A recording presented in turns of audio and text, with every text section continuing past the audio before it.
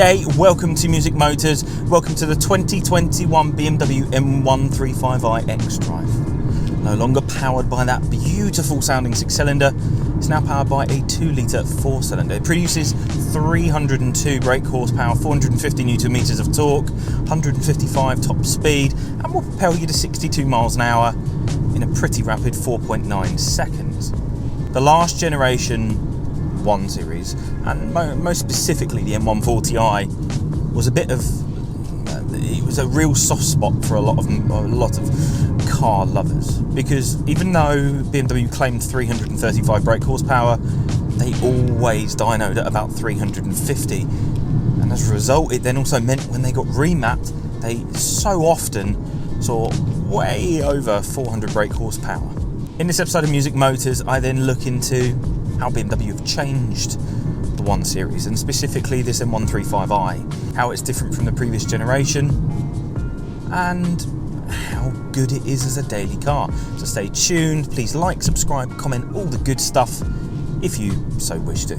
Starting with the elephant in the room, I'm going to start with the aesthetics, because BMW have quite radically changed the exterior of a lot of their cars, and the 1 Series hasn't escaped their enlargement tool. When I say enlargement tool, I mean the bigger grills. Now, I've always taken the mickey, X7 and 7 Series had gigantic grills, but to its credit, the outside of this front end actually isn't too overbearing.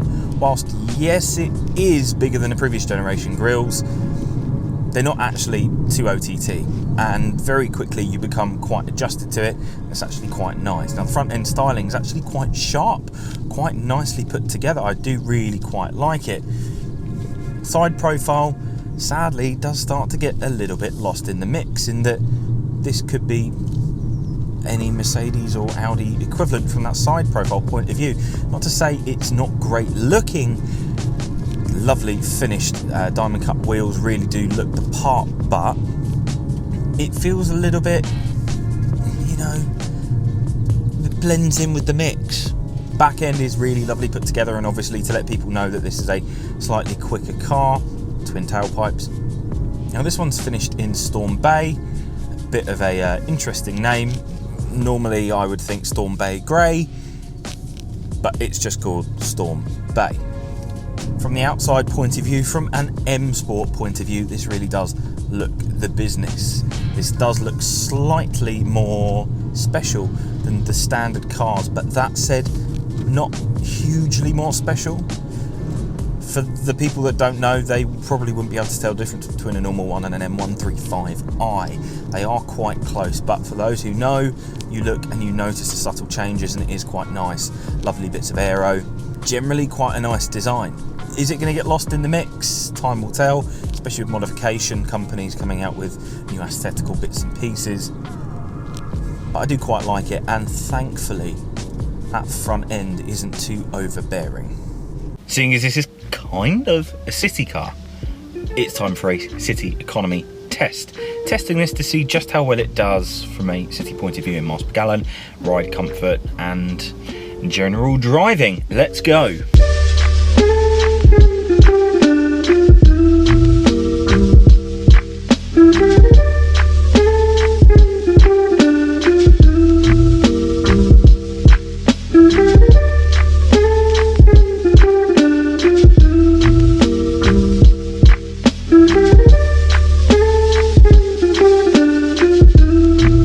Some 8 miles later, and to be fair, that was genuine town driving with lots of hills and downhills and starts and stops.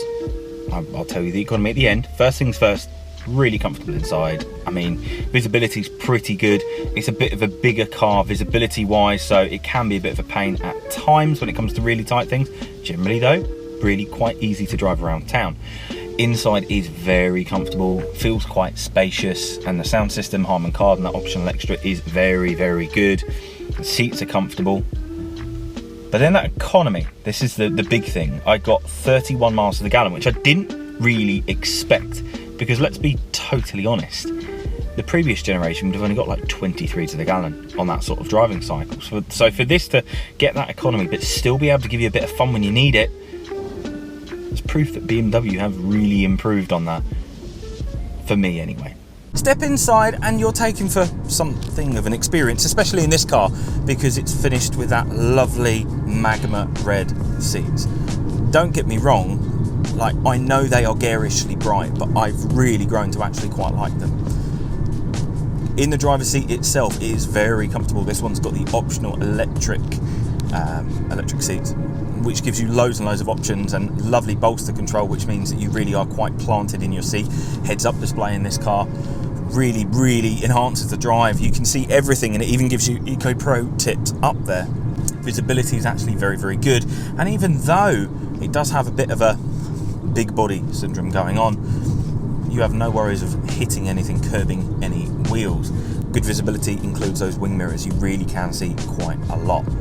When it comes to headroom, there's plenty of it. When it comes to adjustment in the seats, there's plenty of it. When it comes to your passenger comfort, well, to be fair, there's quite a lot of it. Rear legroom is actually quite reasonable, and ISOFIX is quite acceptable. Boot space is by no means industry leading, but is big enough to put everything that you could want to put in there.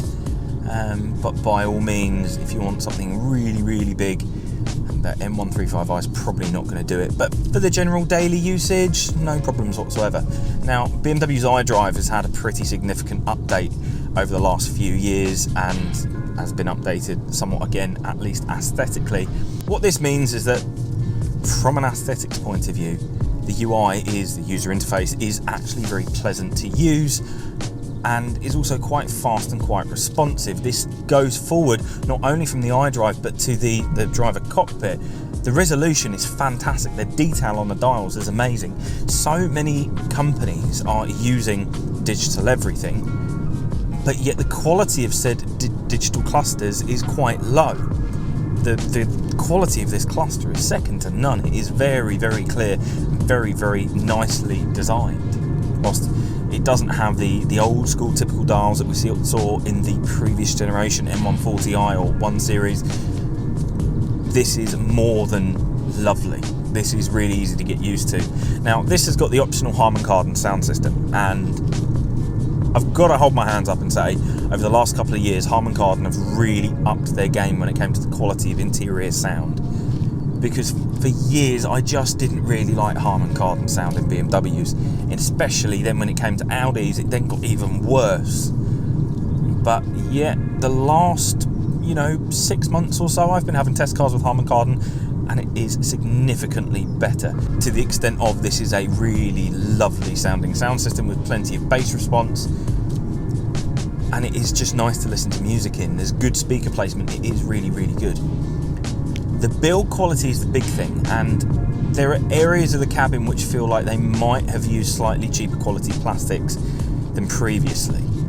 But that said, they're not obnoxious, they're not disgusting, they're well placed, and anything that's a little bit softer, anything that you feel that might scratch or whatever, isn't in the typical places where they are actually going to end up getting hit, used and abused. Everywhere that is getting hit, used and abused has really good quality materials everywhere. Steering wheel is a good size, though one thing I will say, the gear selectors, the paddles are slightly back further than I'd like, and the indicators are slightly too close. I mean, the irony of BMW and indicators in the same sentence. Anyway, let's go past that. The final thing is to note that BMW have actually left some actual buttons for you to press, which is a lovely thing. Everyone's gone fully digital, and BMW have gone, yeah, I accept people want digital, but they've given you just enough analog buttons to make this interior a beautiful, lovely place to be, that you don't have to fiddle around on a user interface to find something as simple as changing the air conditioning. Plain and simple motorway economy test, seeing what this turns around, how comfortable it is, how easy it is on the motorway. See you on the other side shortly.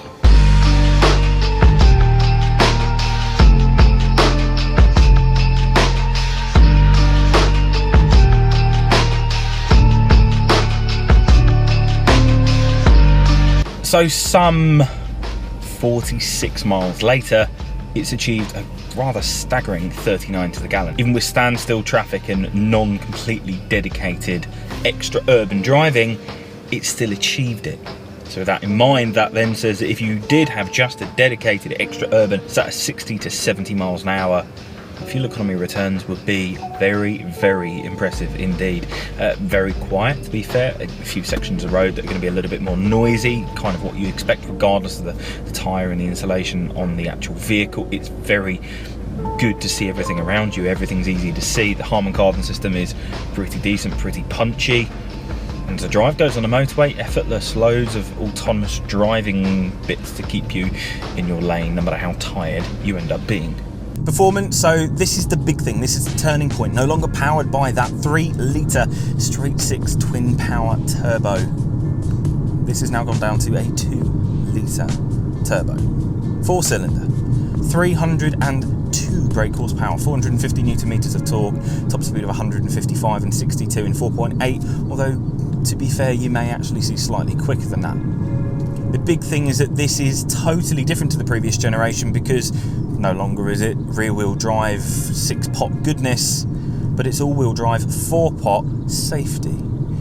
Now I say that because the way this drives and the way this connects with the road is really lovely.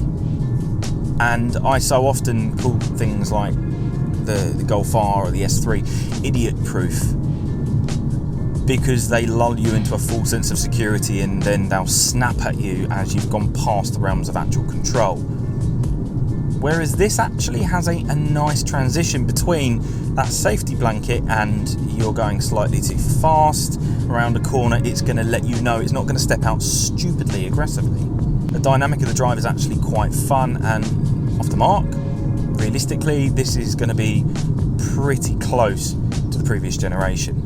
This weighs less and simply has xDrive. It means that as you boot it off the mark, you've got all 4 wheels spinning to get you grip, whereas before you had 2 wheels at the back struggling to put the power down, especially if you'd had it remapped. And whilst this doesn't sound as good, BMW have then said, okay, let's put a sound emulator in there. They're probably the same one as they had before, because the sound emulation is actually that of a 6-cylinder. So it's as if they're trying to say, we are sorry we got rid of the 6 cylinders. We know 4 isn't quite as much fun to listen to, but here's some sound emulation to kind of make up for it. Steering feel wise, this actually does give some back to the driver. It is quite nice. It actually feels balanced when you're putting it through corners. It doesn't feel like it's wavy. It doesn't feel like it's losing it. The brakes have a really good feel, and in sport gearbox mode, the car is very, very nimble to react. So really then, when you put this up against the previous generation, it excels off the mark and it is a real backroad blasting fun machine. But it lacks that character and that excitement that you did get from the 6 cylinders. Not to say this isn't fun, it's just not as audibly fun, and it doesn't try and kill you in the wet even half as much. Economy wise, they're then claiming that, you know, you're going to see high 30s quite easily, and you are going to see high 30s quite easily. Previous generation, if you were really lucky, you actually saw like low to mid 40s. But by all means, this has less grams per kilometre of CO2 than the previous generation because it is a considerably smaller engine.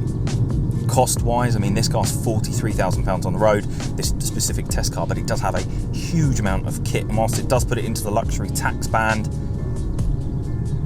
it actually seems like quite good value for money. The only thing I wouldn't have is keyless entry, because we all know how rife of theft keyless entry cars are, even if you put your keys in a protecting sleeve. The performance is just quite nice. It is very capable. It does feel very just well suited to everyday life. It does a very, very superb job of beating around back roads and soaking up motorway miles. It does everything really, really well, but it can also do everything really, really well without any consideration, any thought. You don't really have to consider what you're doing because it's all-wheel drive. This is going to be more suited to all year round than the previous generation. And the other thing, and the final bit of performance, Michelin Pilot Sport 4s on this are a night and day difference to P0s, because this now absolutely sticks to the road and is bundles of fun, like even in the tipping down wet of English summer. So to summarise, so aesthetically it's quite nice. It's definitely different to the previous generation, but by no means is that a negative connotation. This is actually, in comparison to other BMW models that have had a hugely engulfed grille, this really actually hasn't been fiddled with too much. The inside, to me, the build quality is absolutely superb. I really quite dig it, especially this lovely, like, magma red is, yeah, I get it. It's garish, but I really quite like it. Harman Kardon audio's really up there now. Everything is just really well done. And the drive, it's not comparable to the old one because it's not rear-wheel drive. It's not a 3-litre straight 6. This is a 2-litre 4-pot with all-wheel drive, and this is competing in the segment of Golf R's and S3s. So it has a drive which is more comparable to them now than ever before, including a power output. But it doesn't feel numb, it doesn't feel bland, and whilst it feels safe, if you put it in sport and sport gearbox and push yourself through corners, it still shows you that it's alive. Where the Volkswagen Audi group cars are more likely to cut your power and say, wait a minute, you're about to do something silly. Even when you're miles away from doing something silly, BMW still allow you to have that fun and get close to the limit without it snapping at you violently. And it's really appreciated, because at £300 a month for this car, let's be brutally honest, it's a fully attainable car monthly, which means you're probably going to daily drive it. So it's good in economy mode, it gets good economy, but it's also really good at the weekend. It gives you this balance of everything you could possibly want. And for that reason, I think BMW have done a pretty good job. Don't get me wrong, I miss the 6 cylinders, I miss the noise, but this is a really good effort. Especially because before any of you saw these on the road, you already thought they were rubbish because they were 4-wheel drive. You already thought they were rubbish because they didn't have 6 cylinders. So BMW's job was up against them from the off. And I say that because I thought it was going to be rubbish as well. But it's not.